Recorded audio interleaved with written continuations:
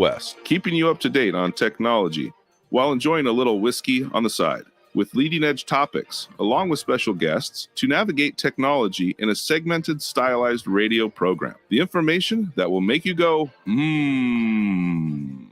Pull up a seat, raise a glass with our hosts as we spend the next hour talking about technology for the common person. Welcome to TechTime Radio with Nathan Mumm. Welcome to Tech Time with Nathan Mumm, the show that makes you go, technology news of the week, the show for the everyday person talking about technology, broadcasting across the nation with insightful segments on subjects ahead of the mainstream media. We welcome our radio audience of 35 million listeners to an hour of insightful technology news. I'm Nathan Mumm, your host and a technologist with over 30 years of technology expertise. Our co-host Mike Roday is in the studio today. He's an award-winning author and human behavior expert. Now we're live streaming during our show on four of the most popular platforms, including YouTube, Twitch.tv, Facebook, and LinkedIn. We encourage you to visit us online at techtimeradio.com and become a Patreon supporter at patreon.com/techtimeradio. Now we're all friends from different backgrounds, but each week we bring the best technology show possible for our family, friends, and fans to enjoy. We're glad to have Odie, our producer, at the control panel today.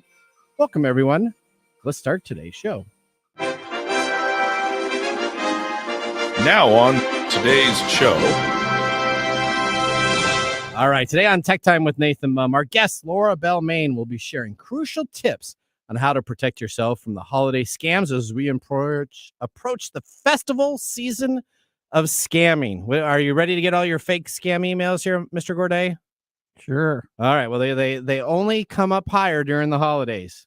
She's going to be here ignore everything, so you just don't read any of the emails. I don't read any emails. I don't answer my phone. You don't go out to the mailbox and get your mail. I use their provided trash can. Okay. Yeah. Okay. So it's just like I completely cut myself off from society after being on this show. I don't do anything. I do the same thing. I live in a cabin in the woods. You do the same thing too, I now? go through it there. If it's not anything good, I throw it in the community trash. Okay. Yeah. All right. Well, we'll see if that's a good way to use it or not. I don't think it's bad. About getting it's there hacked. for a reason. Yeah, that's right. All right. And next, we'll dive into the latest news on OpenAI. My buddy Sam Altman, what is he doing with the company? We got some breaking AI technologies. I like groundbreaking. That's cool. Groundbreaking AI technologies. We're going to be looking to transfer that nonprofit roots to become a for-profit entity. So this is really interesting. We'll talk about this. I know Mr. Mark Gregoire was excited to talk about this subject, about my guy. So we'll be talking about that. Now, do you feel stressed? We're going to discuss how arranging bricks can be beneficial to your mental health. And fear not, are you feeling a little weary? There's a new emoji for that. Odie's going to be covering all of the new emojis that were just released to talk about all the excitements. And then finally, we celebrate Google's official birthday, or will we? We'll be talking about what Google does regarding birthdays here and not on the web. And in addition, of course, we have our standard features, including Mike's mesmerizing moment, our technology fail of the week, a possible Nathan nugget, and of course, our pick of the day whiskey tasting to see if our selected whiskey pick gets 0, 1, or 2 thumbs up at the end of the show. Now, everyone, it's time for the latest headlines in the world of technology. Here are our top technology stories of the week. All right. As we talked about, OpenAI looks to convert from a nonprofit to a for-profit company. Let's go to Corinne Westland for more on this story. OpenAI's history as a nonprofit research institute that also sells commercial products like ChatGPT may be coming to an end as the San Francisco company looks to more fully convert itself into a for-profit corporation. The artificial intelligence company's board is considering a decision that would change OpenAI into a public benefit corporation. Is this the end of AI for the masses and all about the mighty dollar, or does this allow for more breakthrough advancements? Back to you guys in the studio to talk about this interesting next step. All right. So this happens to some companies, right? They start as a nonprofit and they get so successful, they decide to go to be a for-profit company. Now, CEO Sam Altman acknowledged in public remarks Thursday that the company is thinking about restructuring, but said the departure of key executives the day before weren't related. Now, that's pretty interesting because one of the big individuals to leave was the gal that took over when he was ousted at OpenAI, and she has since left the company. Now, I don't think it is related to it, but I think that when companies choose to go from nonprofit to profit, sometimes if you serve on a board or if you serve in the community of the nonprofit and you share all the information, there could be some conflict in the industry if you're sharing that outside of just the company you work for on a larger scale. The scuttlebutt inside that is not being announced yet, which I think will break, and I'm pretty confident to talk about it, is that some of the leadership love the idea of having a nonprofit, sharing that information, not only with the company they work for, but many other companies that they work for. And with the new change that Sam's looking to do, he doesn't want them sharing their insights, sharing their visions for the next 5 to 7 years, sharing all the great things they're taking a look at because they want to make money on those items as a IP. for-profit. That's right. He wants his own stuff. So OpenAI was founded in 2015 as a nonprofit. Do you know who one of the co-founders was? Tesla CEO Elon Musk. And the group of them came together to create an advanced digital intelligence in the way that is most likely to benefit humanity as a whole, unconstrained by the need to generate financial returns. So will this public company hurt OpenAI's original mission? I don't know why you're looking at me. I don't have any.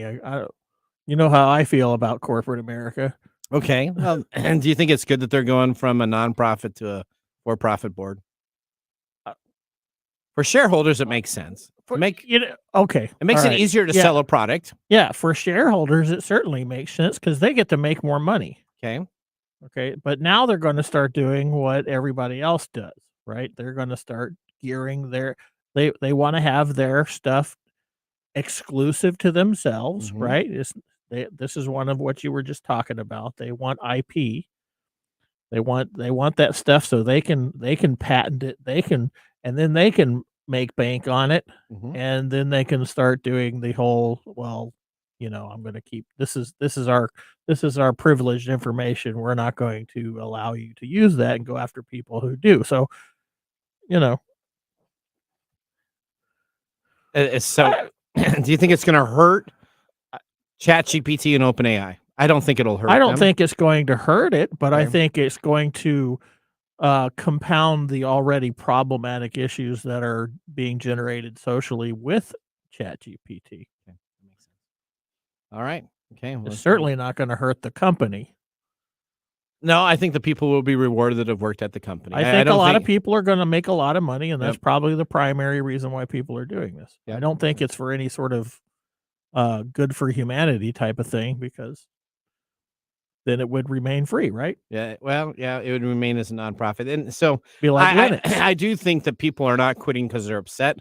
They're quitting because the vision is going to change and you're not going to be able to share in an open community. You can't go and do a lecture series at a university like Stanford down in the California area where Sam Altman and OpenAI is headquarters at, and do a lecture series and talk about AI and some of the secrets if you're a for-profit company. Sure. And I think that's a big deal. It's going to be. I guess we're going to be seeing Sam in front of Congress a lot, like Zuckerberg and Elon and all these other people. Isn't that a tale as old as time, though? Yeah. Yeah. Right. This is just basic human. But you're a superhero. And people get. I wouldn't say they He's get even greedy, more of a superhero, but now, they I do want to. Really? But the reason I think that the other executives are leaving is I think they're just getting big parachutes. And they're just saying, hey, you can't talk about AI anymore. Go retire to an island. And I bet you most of those are like, okay, well, I'll do that. Thank you. I'm sure. Yeah. Okay. All right. Next story, Odie. Finally, there's an emoji to represent us all that is coming soon. Oh. An exhausted face with bags under its eyes.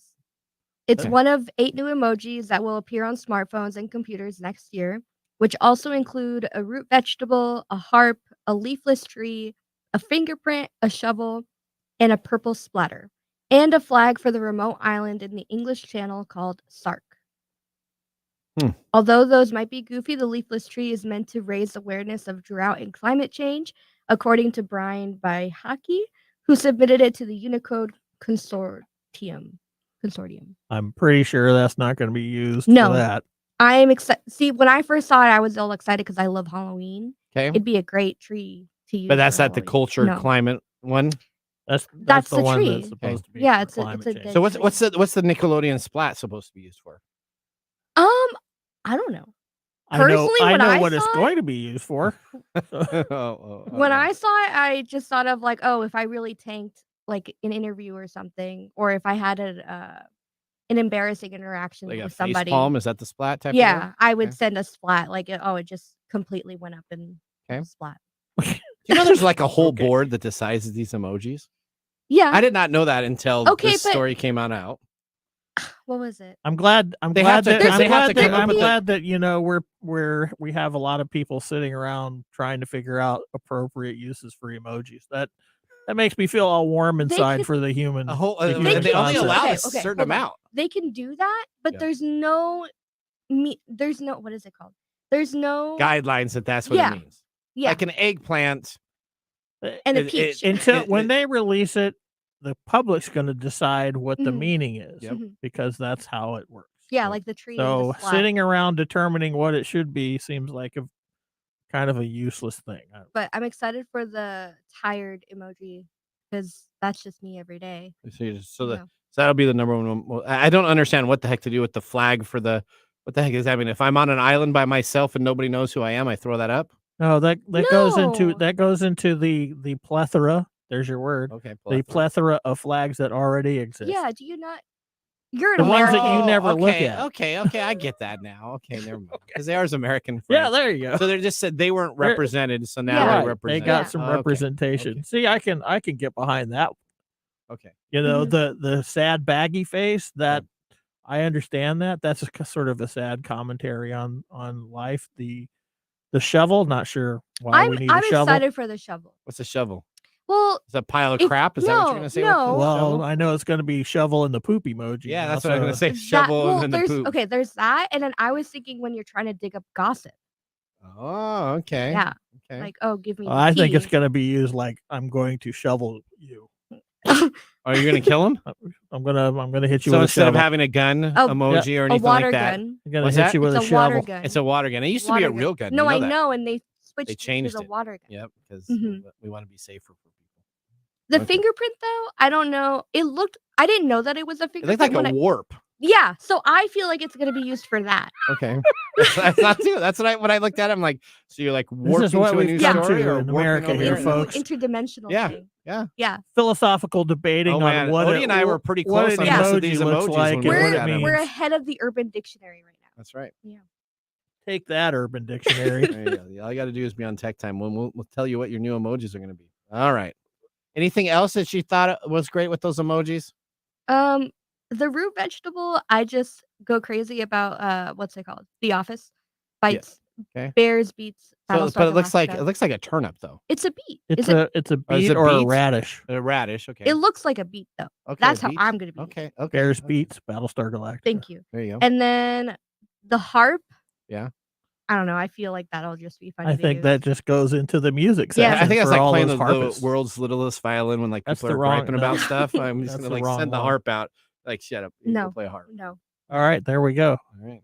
That was an intense philosophical discussion. That's right. You That's heard right. it here first. The breaking news right here. I feel much Ahead of the more mainstream media. enlightened.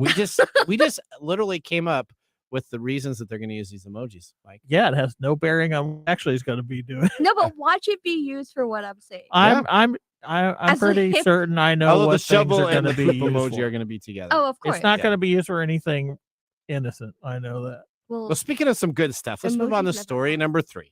Oh, we're going to talk about the surprise therapy for PTSD being Okay. Tetris. Okay. Whoa. Well, tell me more Remember about this. Tetris? I love Tetris. I like Tetris. I play it every day. Do you? I really do. Yep.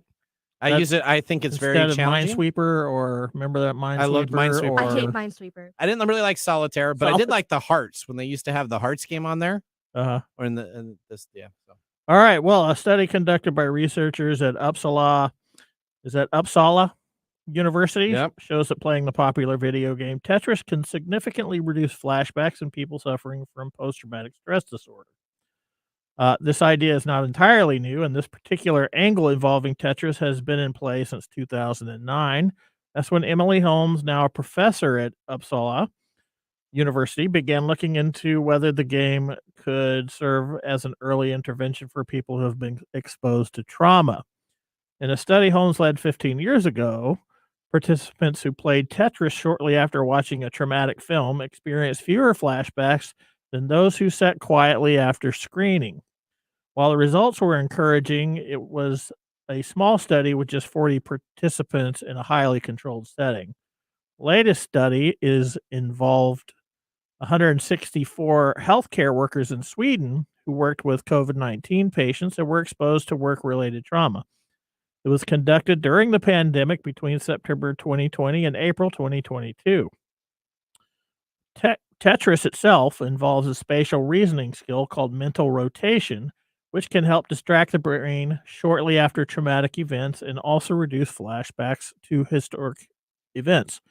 The results were remarkable. At a 5-week follow-up with the participants, who experienced 15 flashbacks a week on average, those in the control group who only listened to the radio for treatment reported an average of 5 episodes a week, while those in the gaming group just had 1.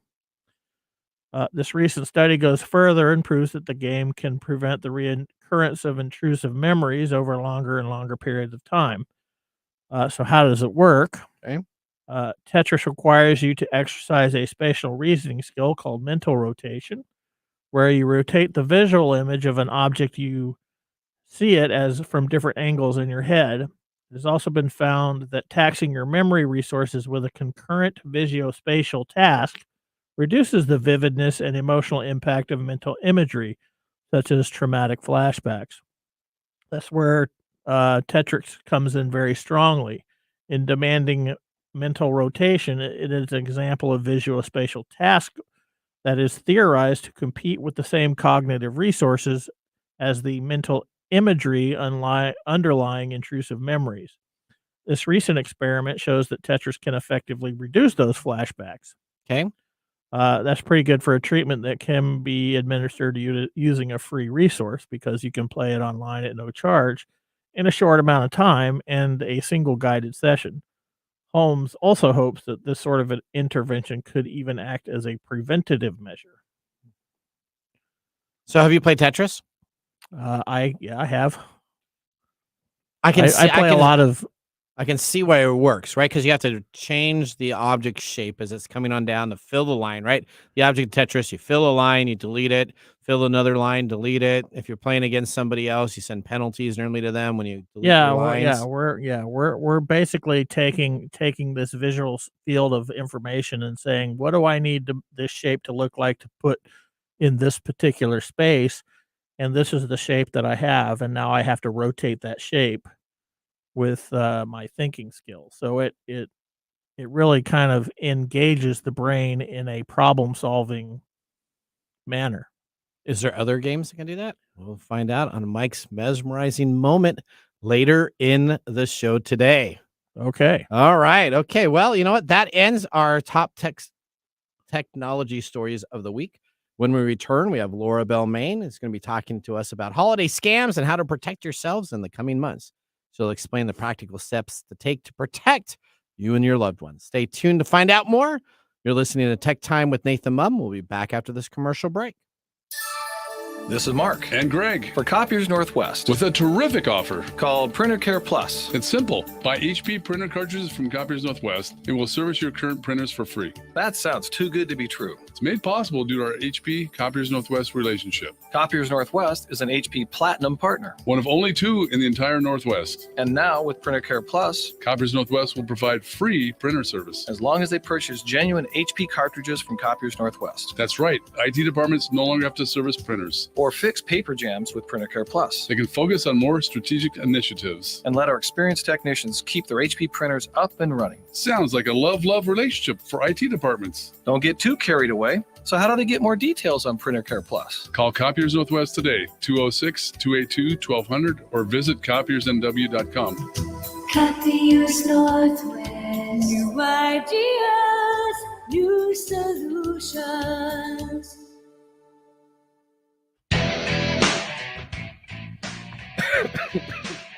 Gonna make it? All right. Welcome back to Tech Time with Nathan Mumm. Our weekly show covers the top technology subjects without any political agenda. We verify the facts, and we do it with a sense of humor in less than 60 minutes. And, of course, with a little whiskey on the side. Today, Mark Gregoire, our whiskey connoisseur, is back in studio. And let me just tell you, this thing over here is killing me. It's hot. Baby. It's hot. Yes. What are we sipping today? Well, you complained last week about brandy. Yeah. It's too low proof, wasn't whiskey. Ooh. So I brought you a kicker this week. And plus, I can pronounce it this week, too. Okay, that's great. So we are drinking Elijah Craig Barrel Proof. This is B524. This is the latest one that's on the shelves right now. Okay. Now, I'm a big Elijah Craig fan. Generally, yes. And I was expecting it to be like what we're going to be doing today. I was expecting it to be like my normal Elijah Craig, which is kind of a little bitter, but is a pretty easy sipper. But this is this is one of my favorite. Standard Elijah Craig small batch is around 94 proof. Yeah. This is, as we will see in a minute, quite a bit higher. Okay. Now, from Elijah Craig's website, to sip barrel proof is to experience bourbon in its purest form, uncut, straight from the barrel, without chill filtering. Okay. Each bottle has its own unique age statement, and we'll talk about that in a minute. Proof and batch number allowing for subtle nuances from batch to batch. But the nose, taste, and finish are all Elijah Craig. So this has the general notes of Elijah Craig, which are vanilla, oak, baking spices, caramel, and a hint of dark chocolate. Now, this is from the Heaven Hill Distillery from the Bardstown, Kentucky, straight bourbon. This particular release is 11 years, 2 months. It's 130.6 proof. Okay. So that's where you're getting that kick. A lot of proof. Yeah. It's their same mash bill across their line, 78% corn, 12 malted barley, and 10% rye. What's the highest proof you have on one of your shelves? I have on my shelf. No, this is not the highest. Is the light whiskey that we had from Cat's Eye. That was like 137. 137. Okay. Now this has got to fly. I'm still looking for some hazmat, which is over 140. 140. Remember, you can't fly with that. You cannot fly. Everclear, is it Everclear like 150 or something like that? Yeah, I guess I was talking about that's just like a bourbon or a rye or scotch. Yeah. Okay. Now this price on this bottle MSRP is $75. Okay. Well, so if you're a value drinker and want to get lit, if you buy the $70 deal, you can only have little shots here and there, and you're going to be drunk. Hey, so that could I'm be glad you're thinking could be a ahead. Nathan value deal here, right? I could be. I'm all into this. Is that how you're? I'm thinking about it. Is that your cheap scale? Yeah, my cheap scale. Yeah, it's just a little. If I spend this much more money, I'll get this much more. Yeah, and all those streaming today, don't forget to like and subscribe. Let us know what whiskey you want to see on the show, and remember, heaven can wait. Drink responsibly. Oh, that's a good saying. I like that. I stole it. That's so good. You know what? You'll just say ChatGPT and you'll be fine. All right. With our first whiskey tasting completed, let's move on to our feature segment.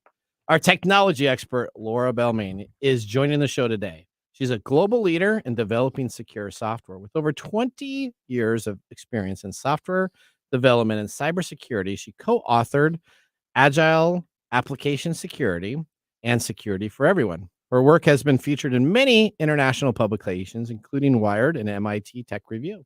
She founded Into Security, a nonprofit and cybersecurity platform to evangelize security around the globe, and has been a guest on our show several times. Let's start the StreamYard video stream and begin our next segment.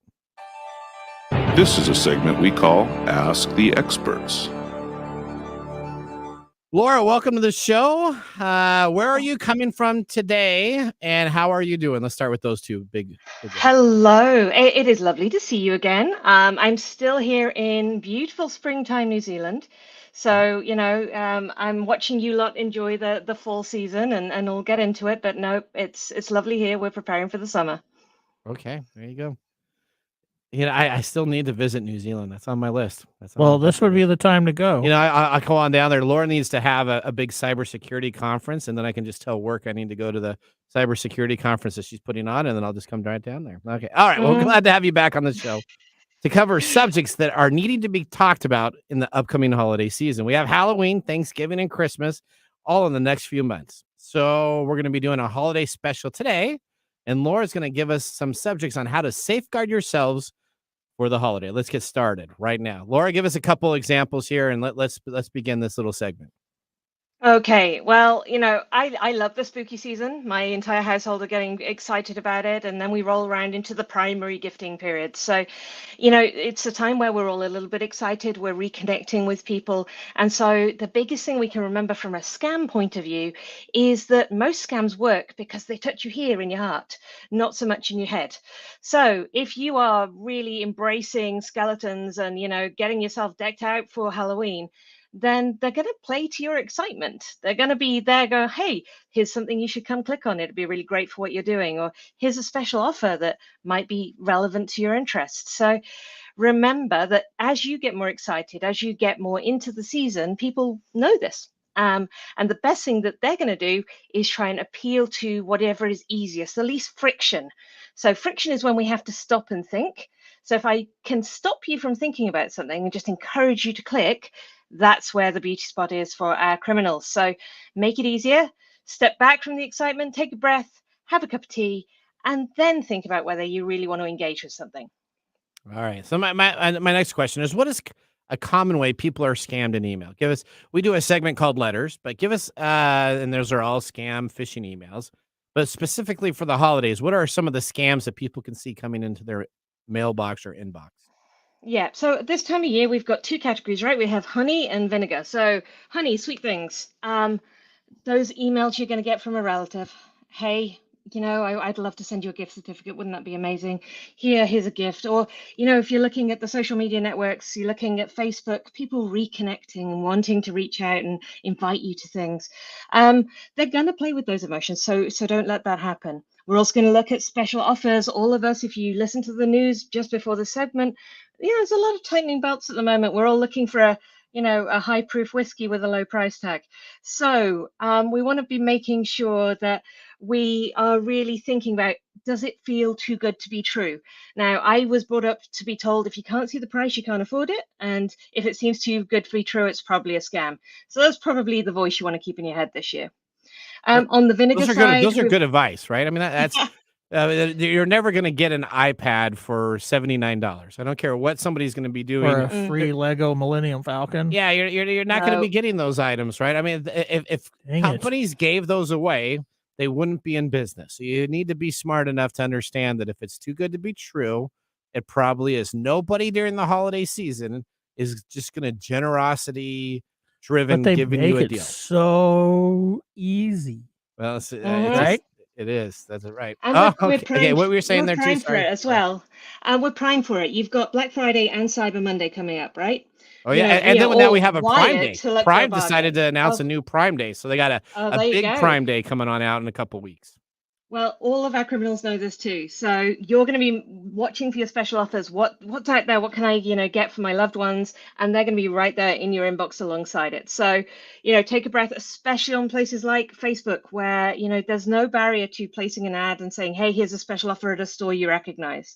There isn't a lot of validation done there. So be careful what you click, and also be careful what you share, because even if you're sharing it because, oh, this is a funny scam, look at this, you might have people in your trusted network, your family and friends, who don't understand that you're sharing it because it's ironic. They might just click on it. So, be mindful of what you share this season. All right. I did I got an ad on Facebook for an Arcade One. It's like a video game knockoff type of deal, a little smaller. And it was like $79. And there's like, no way. It's like $500, but this was a web page, there's a Facebook ad that was running. And when you went into it, if you actually dug down deep to it, everything was just real discounted. And they would only take payments in crypto for you to purchase these items. Probably a little too good to be true. You're probably not wanting to do that. All right. Yeah. What can we do to minimize these scams that come to us? What type of suggestions would you have in my inbox, or trying to make sure that I don't see as many of these as possible?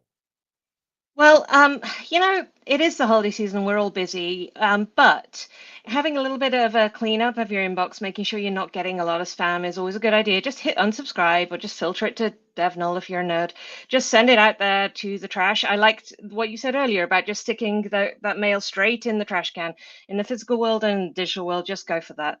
The other thing that we can do is really just start paying attention to details. So have a look at those email addresses, where it's coming from. is it really coming from where it claims to in that header? Have a look at the content of the email. Now, because we've got ChatGPT now, everyone can be a criminal. It's very easy to write a really convincing phishing email. You can go and do that for fun if you like. Just don't do crime. That's still illegal. So go and have a look in your inbox. Have a look at those emails that are, a little bit suspicious and see, well, what could give this away? Are there patterns? And those patterns are always evolving. So take your time, be vigilant, be a little bit cynical, and maybe, as a way to really help little businesses and also do something nice for the holiday season and reduce risk. So 3 for 1. Go out in person and buy from a physical store in your neighborhood for your gifts this year. That way, A, you're going to support local businesses, and B, it's really hard to get scammed when you're going and shaking hands with somebody who's out in your community. That's you know what? That's probably the greatest advice I've heard on here for the holiday seasons. Don't buy from Amazon, the big corporate. I love that. Don't buy from the big corporate. Go on out to the local businesses. You're not going to get scammed if I have to go down to the cinnamon stick in my local town and I buy some arts and crafts stuff from there. Isn't it ironic that the more virtual we get, the safer it is to be in the real world? It is. How about that? It is. Absolutely. All right, Laura, let me ask you a question here. What have you seen in the cybersecurity world during holidays that has been one of your biggest red flags over whether it was this year or previous years that you said, wow, I can't believe this happened, and either somebody fell for it or just barely was saved by that attack? I think for me that there's stories every year, and it's sad every year because the people who really get hurt are not necessarily, the folks like us who are, tech savvy, but it could be like your grandma or your granddad. It's someone close to you that perhaps that financial hit is really going to hurt. Now, the ones that really tug on my heartstrings are the dating scams at this time of year because a lot of people are lonely coming to the holiday season if you don't have a lot of friends or family around you, and you might reach out and connect to somebody and, try and make a new friend at this time of year. So, those are the ones that hurt me, where you see somebody who's given over too much money or they've put themselves at risk in some way. So, protect your heart as well as your wallet this season. And if you are going to go meet people online and make connections, make sure that you're being sensible, and remember that love shouldn't cost you your bank balance. So if somebody is asking for money, it's probably a huge red flag. So you mean if all of a sudden I find this person that's out there on the internet and they just want to come meet me, but they're across the pond and they're over in the UK, but they would come and meet me and love me as long as I can get them a plane ticket and $500 and they'll be there the next week? Are you saying that those would not be advised to continue with? I'm saying that might not be true love, but use discretion. It's true profit. It's true profit. That's right. Yeah. All right, I have a friend that their mother has been single for a while, and she started doing this older dating app themselves. And what's happened is she's got one of these friends that's overseas. Oh yeah. And she has sent thousands of dollars to this person to help them out because they really connect and they really have things working really well. And it's $1,500 here, $1,000 here, $1,500 there. And the poor gal really believes that this person loves them and listens to them, and they'll chat and have a great time, and is very caring and continues to fall for it. I didn't even think during the holidays that would be a big time, but I bet you that's probably larger than the summertime months when you're out having fun. So, okay. Yep, absolutely. We all want to be loved in the holidays. I got you. All right, Laura, thank you for coming on the show. In closing, what troubles you most on holiday scams? We kind of just talked about that one, or a key takeaway that we can have for this holiday season for all of our listeners. I want everyone out there to remember that you are a beautifully chaotic, creative person, and you come up with novel ways to do things every day. You play with words, you play with your children. Now, all of those skills that make you beautiful and creative are the same skills our criminals use. So rather than thinking them as some kind of technical mastermind that lives in a basement, just think about them as another person who maybe they're really good with words, or maybe they're just, really quick-witted, and you'll have a friend in your social circle who's a bit like like that. So don't make these attacks, these scams, into this big technical scary thing. Remember, it's a really human thing, and think that you can think like those attackers, which means you can defend yourself a little bit better by being aware of what you're able to do. All right, perfect. Laura, as always, it's a pleasure to talk with you. Please tell our listeners how they can connect with you outside of our show. Absolutely. You can always find me online, the lovely cesspool that is LinkedIn, or you can find me at laurabellmain.com, where you can find all sorts of bits and pieces about me and my work. But always, please reach out and connect. I love making new friends, and I promise I'm not going to ask you for $1,000. There you go. All right. Thank you so much for being a part of our show. We'll get back to you hopefully before the end of the year here and see how your holiday season goes, as long as ours does too. All right, that ends our Ask the Expert with Laura Bell Main. Now up, we have Mike's mesmerizing moment. Welcome to Mike's mesmerizing moment. What does Mike have to say today? All right, here's my question to you, Mike. Besides Tetris, are there any other games used to help in therapy? Well, I can't answer that definitively, but I can suggest that there are. Okay. Tetris, any type of game that is not competitive by nature. Okay. Like a first-person shooter, that probably is not the best thing for you to go and try to relieve stress on, even though most of us probably go there first. Okay. Like Wordle, would that be a good way to Wordle might be something that you would do. When you asked the question, the first thing that came to my mind was something like Minecraft, where you don't have to learn a lot of distinct rules. You just go out and you just do stuff. And this is sort of pulling yourself out of your current thinking patterns and sticking yourself into something where you're going to start creating or trying to problem solve different things. Like for instance, Minecraft, you would, okay, what do I need to do before night falls and the mobs come out? Okay, I need to make a house, and then I need to start digging in the ground, and then I need to start doing this and doing that. So you're lining up all these priorities, and you don't have a lot of conflict in there, especially given to you by other players. Okay. So I would assume that many of those types of games might have a similar effect as Tetris does. I still go back to thinking that Legos was like the perfect type Legos are awesome. I was going to say that. Yeah. Yeah. I mean, I don't know Legos because it's tactical too. I mean, you're building something. We're talking about video. I did ask video games, and I don't think the Lego video games are at all useful. You just go over and you hit a button and it builds stuff for you. So. I'm going to add one more thing. What's that? Animal Crossing. Okay. Because it's the fun aspect. You're just a cute little villager that's going around interacting with other NPCs, and then you catch stuff. You throw. Yeah, it's just sense. There's not a lot of rules to Yeah. it. You don't have to have a great amount of skill. You just get on it and you just do stuff. Mhm. And I think The those Sims are used to be like that, but now the Sims is all. I don't know. Now it's crazy social game, and it's reality TV I think now. the Sims might be a good one too, because you're just paying attention and Yeah, it The Sims seems at to its be a lot basics. about problem solving.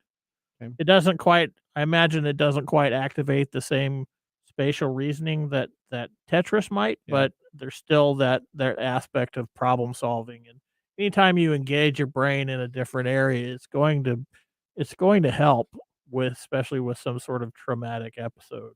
Okay, perfect. All right. Thank you, Mike, for that mesmerizing moment. Up next, we have This Week in Technology. So now would be a great time to enjoy a little whiskey on the side, as we will be doing so during the break.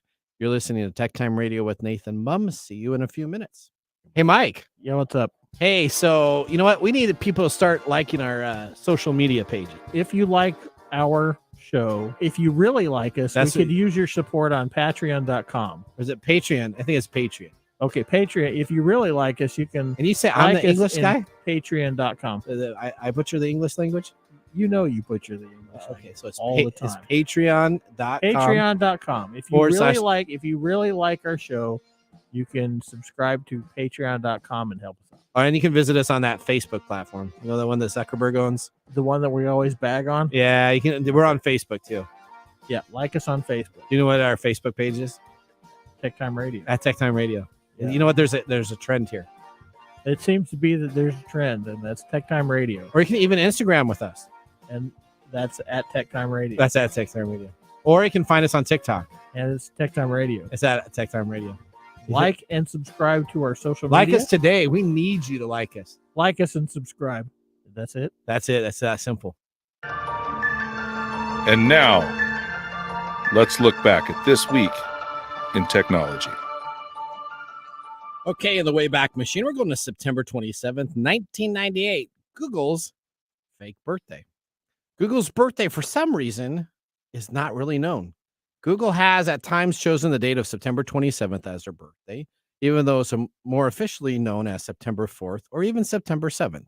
Google has no explanation for celebrating their birthday on different days over the years, other than to say Google opened its doors in September 1998. The exact date that we celebrate our birthday has moved around over the years, depending on when people feel they want to have cake.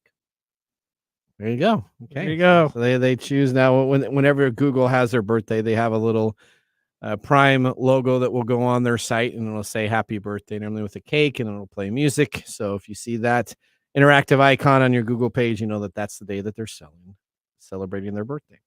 Well, that was This Week in Technology. Have you ever wanted to watch some tech time history with over 200 weekly broadcasts spanning 4+ years of video, podcasts, and blog information? You can visit techtimeradio.com to watch our older shows. We're going to take a commercial break, but when we return, we have Mark's Mumble Whiskey Review. See you after this break. Hello, my name is Arthur, and my life's work is connecting people with coffee. Story Coffee is a small batch specialty coffee company that uses technology to connect people to each product resource, which allows farmers to unlock their economic freedom. Try our Medium Roast Founder Series coffee, which is an exotic bourbon variety that is smooth, fresh, and elegant at storycoffee.com. That's STORI coffee.com. Today you can get your first bag free when you subscribe at storycoffee.com with code TechTime. That's STORI coffee.com. The segment we've been waiting all week for. Mark's Whiskey Mumble. I know I've been waiting all week. All right. What do we got going on for what's the special day It's today? October 1st. Yep. All right, Odie. Okay. Take it away. I have a series of hints. A series of hints for us. This object. Yeah. The information is recorded digitally onto it. Okay. It is read by a laser, and it's 12 centimeters in diameter. Laser disc. No. A laser disc is larger than 12. 12 centimeters. 12 centimeters. And there's no lasers. That's not a vinyl record because vinyl record there's has no needle needed either. Yep, because a vinyl record it doesn't use a laser. Is it a compact disc? The ultimate in recorded sound. It will make all conventional disc and cassette systems obsolete. It's dustproof, scratch-proof, digitally recorded, read by a laser, and it's called the compact disc. The compact disc. So today is laser disc. CD player day. CD player day. CD player day. So it's not about the CD. We're talking about the RCA player or whatever player you may have. But there's so many out there. There are so many. Yeah, and specifically not the one anymore. we're Now talking about China. They're all names I can't pronounce anymore. When it's like the one we used to carry with us. Oh, I remember the Walkman. Well, the Walkman was usually a tape deck, wasn't it? No. The Walkman was both the tape decks first. Hang on, you're confusing eras here. The Walkman we had a was Walkman, a CD player. which was Walkman was originally a tape. It was a tape deck. Yeah, and it was like the Walkman size of was an encyclopedia. All right. So what do you call a portable CD player? Just that? Yeah, portable CD player. Oh, look at this Sony Walkman. The DSJ301 is the Sony Walkman CD player. You're not proving me wrong. Okay. You're just showing the evolution of carryable playing devices. Yeah. But the Walkman was the big CD player still too, because they still had the market when the cassette player came out. Sony then immediately moved over to the CD. And it was still... I knew Nathan would be excited about this. I am excited now, about over this. the years, the music scene has changed drastically, but the introduction of the CD player remains one of music's industry's landmark events, as Odie played the soundbite. On October 1st, 1982, the first ever CD compact disc player was released on the market. The CD player changed the way music was consumed by people, and Gen Xers still remember it for that. I do too. You know what? I went to school and they could be scratched and it would mess up your. I know screen. that's why I played that ad because all bogus. I would go to school and then we would all share CDs and then we would take them home and we'd all rip them and then we'd all bring them back and sell them so that we had. You there was probably only one. You might have Motley to Crue explain CD. to people what ripping a CD means. What? Do you know what that is? Yeah. Okay. Okay. It's when so you there was a record onto special a blank software CD. program Yeah. that you had to use, and All right. and you I do used that. to rip CDs. You used to rip CDs. Okay, yeah. Nice. I swear think we only had all one Guns N' did. Roses CD. We probably don't need to talk about how we made a profit off of them. I was in school. I'm making like $5 a CD. You were so making this is money? the bad thing is I was probably the paying statute limit- are you $7. sure the statute my parents limitations are were out on buying that? CDs for $7. I was just taking them from home, not even caring that they paid more money, and then I was taking them to school and selling them for $5. Is that we still? all we all know we all can gather how you would think ChatGPT going from public to private is probably a good thing, huh? You're really on board with that, aren't you? There you go. Okay. Now, I'm not sure what portable CD player you guys, but I had a Craig CD player. That was the brand that I had. Okay. Now, another Craig I have is the Elijah Craig barrel proof. Oh, transition. Golly. You know, they're still better than yours. Well, thank you. Now, Elijah Craig's mash bill is higher in corn proportion than most bourbons because it's at 78% corn. Now, by law, as we know, bourbon must be 51% corn, with the rest of the necessary starches usually coming from other grains like rye, wheat, and malted barley. Higher corn proportions can mean a smoother, slightly sweeter whiskey with a soft sweetness but a broader heat. Aging tends to be where higher corn whiskey grain gets their gravitas from, threading char and oak latones into the body of the whiskey. Now, this particular batch is good. Not quite at the top of the Elijah Craig's for me, but it's definitely not the bottom or even near the bottom. Okay. My only issue for this one is it runs a little hot and spicy. So give it plenty of air, let it open up, and maybe even a drop or two of water helps it. In the end, this is a solid pour, and I will say it is great for the price for a barrel-proof whiskey at $75. It's one of the hardest ones to beat. Yeah, no, that's really good. Okay. And they're consistently good, usually batch to batch. That makes sense. Nice. Is there a whiskey out there that's 100% corn? That's corn whiskey. Straight up corn whiskey. Yeah. Okay. We should start moving into the new level of 100% corn and all these different unique corn things squeezing that we can is what bring in my here. Okay. family used to call it. All right, Mark, thanks for the Mellow mobile. corn. As always, whiskey and technology are a great pairing, just like the holidays and another Amazon Prime Day. Prime Day, big deal days is October 8th through the 9th. I hate That's your favorite You're thing. promoting Prime Day. What the because heck? we have like 8 of them. I'm That's just saying, if you Nathan's can't figure out a favorite day day to is buy Prime Prime Day. stuff, this is not Prime Day. This is big deal days. It doesn't matter. Just rename them all. It's your favorite thing. I hate them.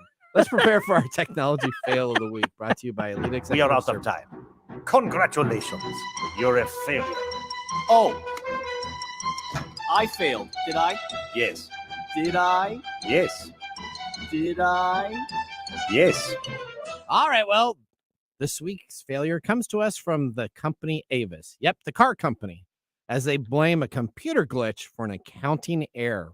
Now, Avis claims that they had a customer circle the globe in 3 days, charged her $8,079.76. Avis claims the customer drove 29,000 miles in 3 days, charging her that 8,000 plus price tag. If she had driven the car nonstop for 72 hours, she would have had to maintain an average speed of 402 miles per hour. The receipt Avis gave Giovanni Boniface a reading of odometer out 77,224 and an odometer in of 48,170. Boniface said that she had only driven 185 miles. She discovered the overcharge while checking her credit card statement before boarding a flight to Europe. Boniface and her husband tried calling the Avis Pearson Airport location nonstop for about 90 minutes. No one picked up, and she didn't have the option to leave a voicemail. When she finally got through to a customer service agent, she explained the situation. And she says they didn't really care. They asked to put through to the supervisor because sometimes you need to do that before you can get anything resolved. And essentially, they hung up on me. I don't know if they had to do with the purpose I was calling, but I just kept getting hang up when I called. For days after, there was nothing from Avis, not a peep, she said. Boniface asked Visa to cancel the charge, but their process for the dispute could take up to 45 days. On Friday morning, she confirmed the charges had gone through. Avis really wanted that money after all, she said. Avis only responded after the story gained media attention. Suddenly, they were so sorry, and promised to issue a refund in 5 days. However, they did not explain how they made the error, blaming it only on a computer glitch. Okay, I hate Avis. We had to use them as a rental company car, and I think I got scammed when I did my transfer with them. I hate Budget. There's none of these rental car companies care about what you do. They charged us when we were down in Florida for a bunch of roads that they said that we traveled on, that we had to pay fares to go across, toll bridges that we didn't go across. We called them up, and it was nothing but a headache. These car rental companies should not have. Long gone are the days where you can actually call a human being and get customer service. Yeah, it's. So. I feel bad for her. I'm sure it wasn't a computer glitch. You should know when you're bringing back your odometer reading. There's no way in the world that you could go that far. Well, I can imagine it was a human writing down the odometer reading and then a computer tabulating the miles, and nobody's going, "Hey, that seems unusual. That's a little high." They probably didn't care. All right. You know what? Now to rant on more, let's move on to the Nathan Nugget. This is your Nugget of the Week. I don't know if this is necessarily a rant, but this is just a thing that I did not know that happened until I received an email from my local library. Do you know that you can check out a laptop, a Chromebook, or a Wi-Fi hotspot to take home all from free within the Pacific Northwest Seattle region, free, which is your library card. Now, do you know what it takes to get a library card? I knew that. You seem to be the only person that didn't know that these things existed. Okay, wait. No, I didn't know, but I wasn't floored about it like Nathan is. Okay, so this is so all you need to get a library card is any form of ID. Now, it doesn't have to be a driver's license. No. It can be a Costco card. Mm-hmm. As long as it has a picture, your name on there, that is all you need to get a library card. So with a picture of some Costco card, I can go on in and I can check out. Now listen to this. I can check out a laptop. These are i7 laptops. Great brand. I mean, these are like $1,500 laptops I can check out. And I can check out Wi-Fi hotspots that are 5G that I can take home for free. I'm not paying a monthly fee. And if I decide to go back to our local library, which I was, when this article came out, I was all over this. They had over 10 units you could check out. And on these units that you can check out, if you bring it back in and you check it back in, you can only check it out for a month.